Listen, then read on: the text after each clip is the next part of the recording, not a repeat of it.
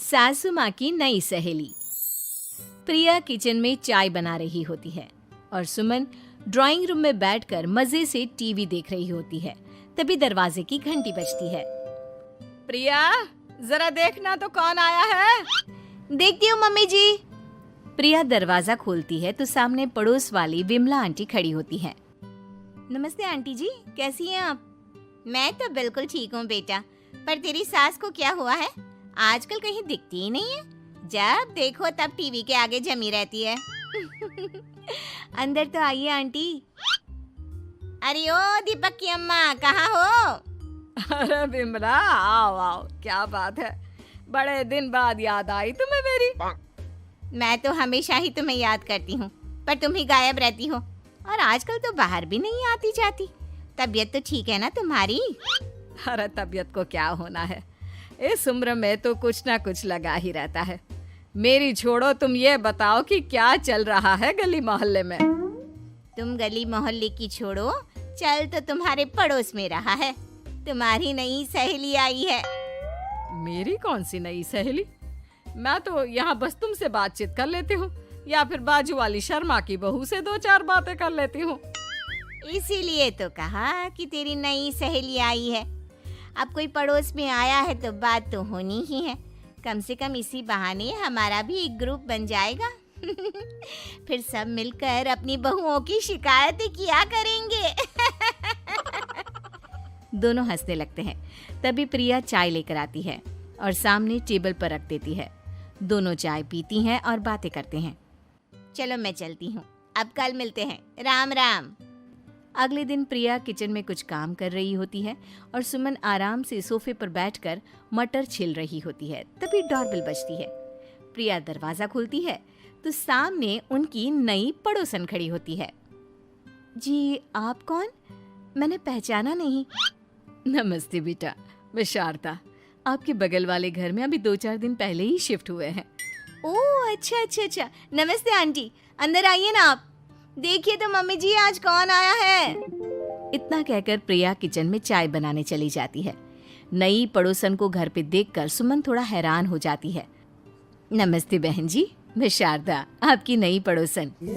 अच्छा अच्छा, आप हैं हमारी नई पड़ोसन। आइए आइए, और बताइए कैसी हैं आप? जी बिल्कुल ठीक हूँ। वो दरअसल घर पर छोटी सी पूजा रखवाई थी, बस उसी का प्रसाद देने चली आई। सोचा इसी बहाने नए पड़ोसियों से भी मुलाकात हो जाएगी। ये तो बहुत अच्छा सोचा आपने। सुमन प्रिया को आवाज लगाती है। अरे ओ बहू, जरा चाय पानी का तो आके पूछ लो। ये आजकल की बहुएं भी ना, जब तक बोलो नहीं तब तक कुछ नहीं करेंगी। आई मम्मी जी। प्रिया चाय लेकर आती है। दोनों बैठकर चाय पीती हैं और खूब सारी बातें करती हैं। अच्छा बहन जी, अब मैं चलती हूँ, फिर मिलते हैं। अब तो आना जाना लगा ही रहेगा। शारदा के जाने के बाद प्रिया किचन से बाहर आती है। क्या बात है मम्मी जी, आप दोनों को देखकर तो लगा ही नहीं कि पहली बार मिल रही हो। आप दोनों तो बिल्कुल बिछड़ी हुई सहेलियों की तरह बातें कर रही थी। अरे जब दो औरतें मिल जाती है ना, तो बातें अपने आप ही निकल आती है। अब तू अपने काम पर ध्यान दे, बातों पे नहीं। ऐसे ही कुछ दिन बीत जाते हैं। अब सुमन और शारदा अच्छी सहेलियां बन गई होती हैं। दोनों एक साथ मंदिर जाती, मार्केट जाती और कभी कभी तो विमला भी इनके साथ मिलकर खूब हंसी ठिठोली करती। एक शाम तीनों बैठकर सुमन के घर पर चाय पी रही होती हैं कि तभी बहुत तेज बारिश शुरू हो जाती है। सुमन जोर से प्रिया को आवाज लगाती है। प्रिया, ओ प्रिया, देख कितनी तेज बारिश हो रही है। जाके छत से सारे कपड़े ले आ, नहीं तो सब भीग जाएंगे। सुमन 2 बार आवाज लगाती है लेकिन प्रिया का कोई जवाब नहीं आता। शायद प्रिया कुछ काम कर रही है, इसीलिए कुछ जवाब नहीं दे रही। अरे काहे का काम, आराम फरमा रही होगी महारानी। तभी प्रिया बीमार हालत में अपने कमरे से बाहर निकलती है। हाँ मम्मी जी, क्या हुआ? मेरी तबीयत थोड़ी ठीक नहीं है ना, इसलिए आग लग गई। अरे सारे कपड़े भीग गए और तुझे सोने से फुर्सत नहीं है। सबके सामने सुमन के मुंह से ऐसी बातें सुनकर प्रिया उदास हो जाती है और छत से कपड़े उतारने चली जाती है। सुमन, ये क्या बात हुई? प्रिया ने बताया ना कि उसकी तबीयत ठीक नहीं, इसलिए उसकी आंख लग गई। तुम भी ना खामखा उसे सबके सामने सुना दिया। अरे आप नहीं जानती शारदा जी, कुछ बहुएं ना बहुत आलसी होती है, घर का एक काम नहीं करना चाहती। ऐसा नहीं है सुमन, तुम्हारी बहू तो बहुत प्यारी है, तुम्हारी सारी बात भी तो मानती है। हाँ सुमन, तुम प्रिया के बारे में ऐसा क्यों सोचती हो? मेरी भी दो बहुएं हैं, लेकिन मैं उन्हें अपनी बेटियों की तरह रखती हूँ। आखिर वो भी तो किसी की बेटियां ही है ना। और अगर तुम ऐसा ही व्यवहार करोगी तो एक दिन प्रिया भी तुम्हारे साथ ऐसा ही बर्ताव करेगी। शारदा और विमला की बातें सुनकर सुमन की तो बोलती बंद हो जाती है। वहीं प्रिया भी बाहर से सारी बातें सुन रही होती है। अरे मैं कोई उसकी दुश्मन थोड़ी ना हूँ, मैं भी उसकी माँ हूँ, लेकिन कभी कभी सास बनना पड़ता है, नहीं तो बहुएं हाथ से निकल जाती है। देखो सुमन, ये सब सोच का फर्क है। अगर तुम ये सोचोगी तो कभी प्रिया को अपनी बेटी नहीं बना पाओगी।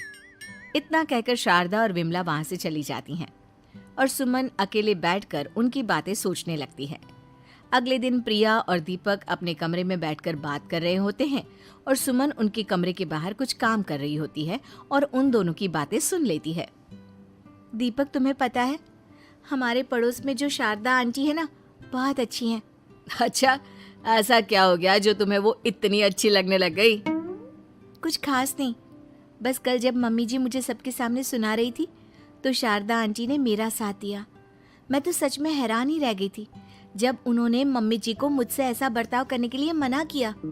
अच्छा, फिर क्या हुआ?